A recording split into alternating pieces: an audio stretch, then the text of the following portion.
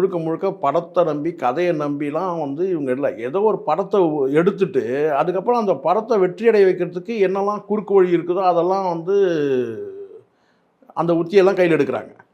உண்மையிலே நீங்கள் நல்ல தரமான படம்னா அந்த படம் ஓடும். அதுக்கு எந்த இதுவும் விளம்பரமே தேவையில்லை. மக்களே பார்த்துட்டு அதை வந்து போய் 10 பேர்கிட்ட சொல்லி அந்த படம் வந்து நல்லா எடுத்துருக்குறாங்க, நல்லா இருக்குங்க மேக்கிங் அப்படி சொல்லிட்டு அது பார்க்குறது இருக்குது. இதெல்லாம் வந்து நான் கேட்டால் வந்து ஒரு ஒரு படத்தை எடுத்துகிட்டு எவ்வளோ படங்கள் நம்ம பார்த்துருக்குறோம் சொல்லுங்கள். ஒரு குறிப்பிட்டு 1, 2லாம் இல்லை, எவ்வளோ படங்கள் இருக்குது. அதுவும் இந்த கிராஃபிக்ஸ் வந்த பிறகுலாம் வந்து பூந்து விளையாடுறாங்க. அதனால் இதெல்லாம் வந்து கேட்டால் அதுவும் யூடியூப் வந்துட்ட பிறகு கேட்டால் நம்ம வந்து ஏகப்பட்ட படங்கள் இருக்குது சொல்லுங்க இல்லையா. ஸோ அதனால் எனக்கு தெரிஞ்சிருக்க வந்து இன்றைக்கி வந்து திகில் படங்களை விட இப்படி எடுக்கலாம்.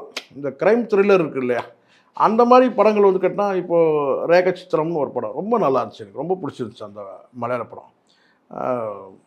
ஒரு பெண் வந்து நடிக்கிறதுக்கு ஆசைப்பட்டு வந்து நடிக்கவும் செஞ்சு அவள் எப்படி அந்த இடத்துல வந்து கொல்லப்படுறா, அதை வந்து அந்த குற்றம் நடந்து கிட்டத்தட்ட 50 வருஷம் கழித்து அதை எப்படி கண்டுபிடிக்கிறாங்க அப்படின்றது தான் கதை. ஒரு கொலை நடந்துருது 50 வருஷத்துக்கு முன்னாடி.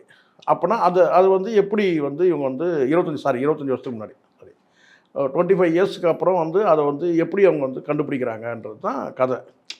ஸோ அப்படி இருக்கும்போது எனக்கு அது படம் பார்க்கும்போது எனக்கு ரொம்ப பிடிச்சிருந்துச்சு. அந்த நல்லா எடுத்திருக்காங்க.